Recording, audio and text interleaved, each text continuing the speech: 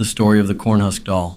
The crackling fire in the longhouse casts dancing shadows on the weathered face of Dodo grandmother. Her silver hair, woven with strands of dried sweetgrass, falls around her shoulders like a winter's mantle. The scent of wood smoke and cedar fills the air, mingling with the faint aroma of roasting corn. Children, their eyes wide with anticipation, huddle close, their small bodies warmed by the fire's embrace. A sigh escapes her lips, a whisper of the wind through the pines. Little ones, so eager for stories. They see magic in the flicker of the flames. Hear whispers of the ancestors in the rustling leaves. It is good. It is how we keep the old ways alive. Han, listen closely, my little chickadees. Dodo begins, her voice a low rumble, like distant thunder. Long ago, when the world was new, when the trees first stretched their arms to the sky, and the rivers first carved their paths through the earth, the corn spirit Onʌyota'a was chosen to nourish our people. Onʌyota'a, a spirit of boundless generosity.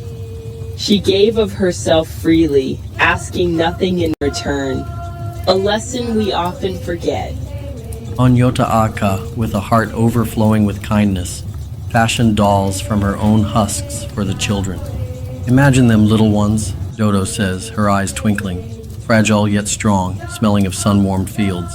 These were not mere playthings, they held a spark of her own life. Everything is connected. The corn that feeds us, the dolls that bring joy, the very earth beneath our feet. We are all part of the same sacred circle. One such doll, imbued with this life, wandered from village to village, her laughter echoing through the forests. Everywhere she went, she was praised for her beauty, her woven dress of vibrant colors, her delicate form, crafted by the loving hands of Onʌyota'a. The people's words, meant as kindness, began to twist within her heart. Words are powerful medicine. They can heal or they can wound. We must choose them carefully. This little doll, she did not understand the true meaning of beauty. The doll began to believe the praises. She saw her reflection in the still waters of the lakes and thought herself superior. A sickness of the spirit, this vanity. It crept into her heart like a creeping vine. The lake reflects not only our outward appearance, but also the state of our hearts. A troubled heart distorts the image, making us see what is not there. The Creator, the Great Spirit, Haweniyo, called her to his lodge. But blinded by her own self-importance, she stopped at every pool, every stream, to admire her reflection. The sun beat down. The birds sang their songs, but she heard only the echo of her own imagined perfection. She was so consumed with herself that she forgot the true purpose of her existence. A dangerous path to lose sight of our connection to the Great Spirit. Twice Haweniyo called, and twice she delayed.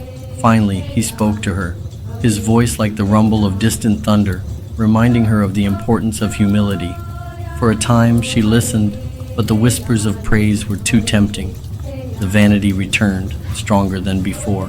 It is easy to fall back into old habits, especially when our ego is stroked. True change requires constant vigilance, a constant turning towards the good path. The third time, Haweniyo's anger was like a summer storm, swift and powerful. He warned her of the consequences, a deep sadness in his voice.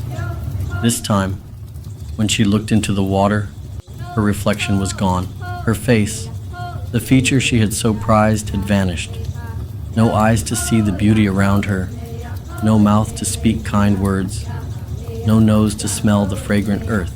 The loss of her face was not a punishment, but a reflection of her inner state.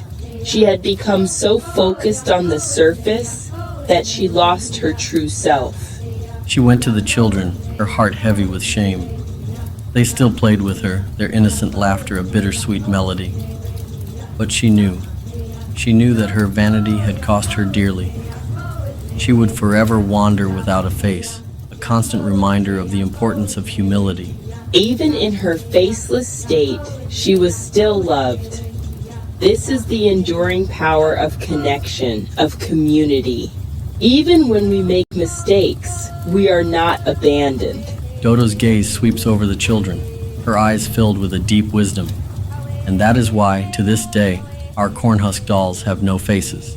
They remind us that true beauty lies within, in our kindness, our generosity, our connection to the Great Spirit.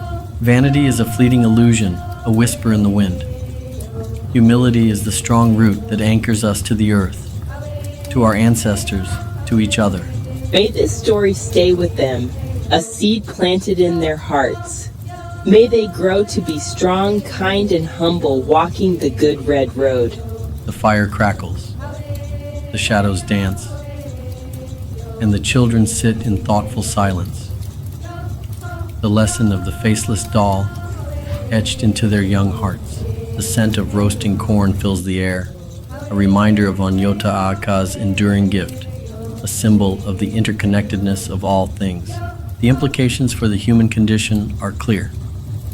True worth is not found in outward appearances or fleeting praise, but in the depth of our character and our connection to something larger than ourselves.